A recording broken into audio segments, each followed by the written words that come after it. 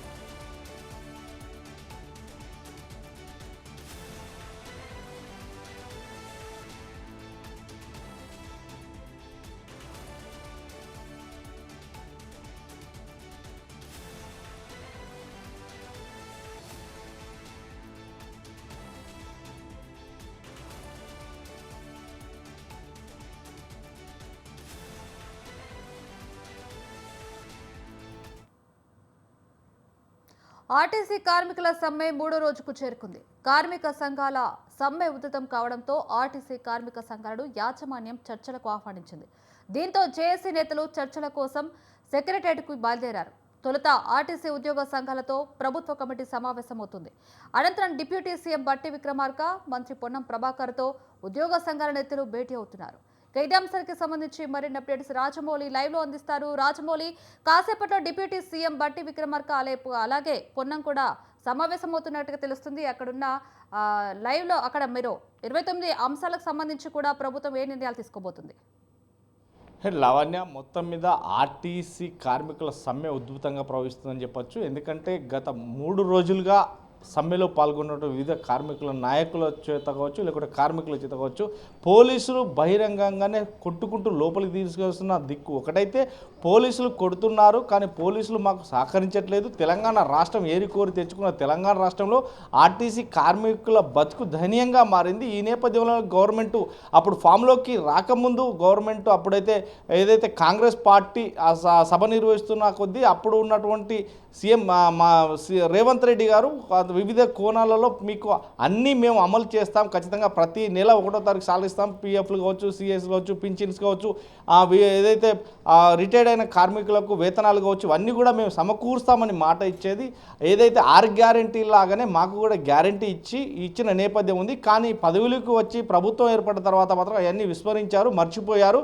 ఈ నేపథ్యంలో మాకు బకాయిలు కావచ్చు, లేదంటే పిఎఫ్లు కావచ్చు, ఇవన్నీ ఇవ్వాల్సిన నేపథ్యం ఉంది. ఇప్పటికే 280 కోట్ల పిఎఫ్ బకాయిలు ఉన్నాయి. ఈ నేపథ్యంలో కార్మికులు రెక్కాడితే కానీ డొక్కాడని కార్మికులు ఇలా జనజీవనంలోకి రావాలంటే మా ఇంట్లో నుండి సద్దులు కట్టుకుని వచ్చిన నేపథ్యం ఉంది. ఇప్పటి వరకు అయితే అలాంటి దాఖలాలు లేవు. కానీ ఇప్పుడు మా బతుకు కూడా వేస్ట్, మా బతుకు ఇక వృద్ధాంతం. అప్పుడు గవర్నమెంట్ అలా చేసింది అని అనుకుంటే ఇప్పుడు గవర్నమెంట్ ఇలా చేస్తుంది. కానీ ఎవరు వచ్చినా కానీ మాటల వరకే కానీ చేతుల వరకు లేదు అంటూ కూడా వారు వాపోయారు. ఈ నేపథ్యంలోనే మొత్తం మీద నిన్నటి నుంచి వెళ్ళి సుమారుగా చూస్తే కనుక అటు నల్గొండ జిల్లాలో ఒకరు మరణానికి పాల్పడగా, నిన్న చూస్తే ఏదైతే శంకర్ గౌడ్ వరంగల్ జిల్లా నర్సంపేట నియోజకవర్గంలోనే డిపోలో పనిచేస్తున్న ఆర్టీసీ డ్రైవర్ శంకర్ గౌడ్ కూడా పెట్రోల్ పోసుకొని ఆత్మహత్యానికి పాల్పడ్డాడు. ఈ నేపథ్యంలోనే తాను మృతి చెందిన సంఘటనలు కూడా. ఇక ఏదైతే ఖమ్మం జిల్లాలో పురుగుల మందు సేవించి మరో ఆర్టీసీ కార్మికుడు కూడా ప్రాణాపాయ స్థితిలో ఉన్నాడు. ఇక చూస్తే ఈరోజు మళ్ళొక వరంగల్ జిల్లాలో భూపాలపల్లి కూడా ఒక సంఘటన జరిగినట్టుగా తెలుస్తుంది. ఈ నేపథ్యంలో అంటే రోజుకొకరు పిట్టలా రాలిపోతుంటే గవర్నమెంట్ ఇచ్చిన హామీలను విస్మరించి మర్చిపోతుందని.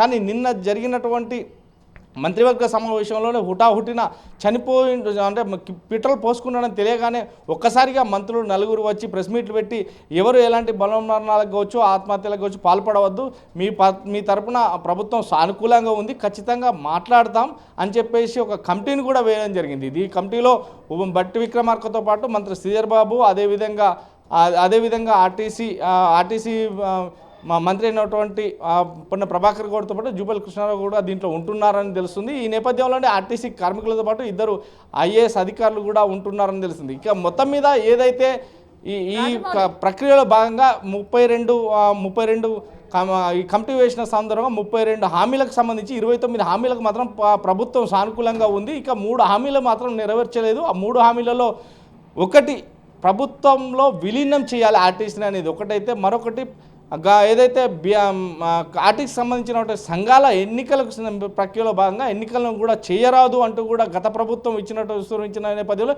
ఈ ప్రభుత్వం దారిస్తుంది. ఇక ఏదైతే ప్రైవేటీకరణకు సంబంధించి ఈ 3 అంశాలను ఏదైతే ఎలక్ట్రిక్ బస్సులకు సంబంధించి ఇక ప్రైవేటీకరణ ఏదైతే తాత్కాలిక డ్రైవర్లను తీసుకోవడం, ప్రైవేట్ డ్రైవర్లు తీసుకోవడం, ఇదంతా కూడా అయితే ఈ మూడింటిని కూడా సర్వోత్తమే న్యాయం చేయాలి. ఈ 3 అంశాలను కూడా ఖచ్చితంగా మాకు మాట ఇవ్వాలని కూడా చెప్తున్నారు. కానీ ఏది ఏమైనప్పటికీ ఈరోజు జరిగేటువంటి మళ్ళీ ఒక సమావేశం అంటే ఆర్టీసీ కార్మిక సంఘాలతోటి మళ్ళీ ఈ మంత్రులు సమావేశం అవుతున్నారు. మరొక అర్ధగంట నుంచి గంట అంటే 11 నుంచి 12 గంటల వరకు సెక్రటరీలో ఖచ్చితంగా హాజరు కావాలని చెప్పారు. ఇప్పటికీ ఏదైతే ఆర్టీసీ కార్మికులు అక్కడికి నాయకులు చేరుకుంటున్న సందర్భం ఉంది.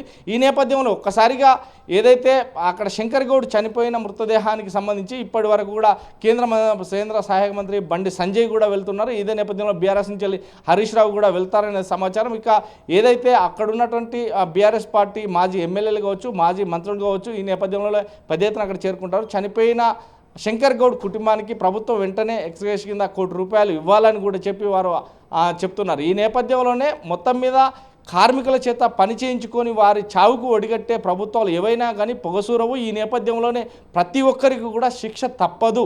ఎందుకంటే ప్రజల చేతిలో శిక్ష తప్పదు. ఎందుకంటే ఓటు బ్యాంకును అర్థం చేసుకునే నేపథ్యంలో వారు ఓటుకు సంబంధించి శిక్షకు తప్పదు. ఎందుకంటే వారు ప్రజల చేతిలో ఖచ్చితంగా ఓడిపోతారు అనేది మాత్రం చెప్తున్నారు. ఈ నేపథ్యంలోనే ఎక్కడ చూసినా కానీ మొత్తం మీద ఏ ప్రభుత్వం ఏర్పడ్డా కానీ ప్రజలకు మాత్రం మేలు చేసింది ఏమీ లేదు. ఓన్లీ మాటలు తప్ప చేతలు మాత్రం ఎవరు చేయట్లేదు అని చెప్తున్నారు. కానీ ఏది ఏమైనా 3 రోజులుగా స్తంభించిపోయినటువంటి ఆర్టీసీ సేవలకు మాత్రం ప్రజలు ఈ ఎండాకాలంలో విలువలాడుతున్నారని చెప్పొచ్చు. ఏది ఏమైనా ఈరోజు ఎలాంటి పరిణామాలు ఎదురు కాబోతున్నాయి. ఎందుకంటే ఇది 3వ రోజు చేరుకుంది.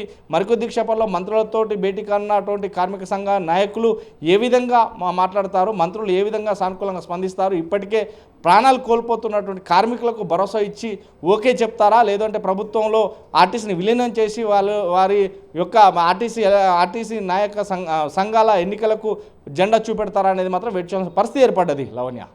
Right, thank you Rajamouli.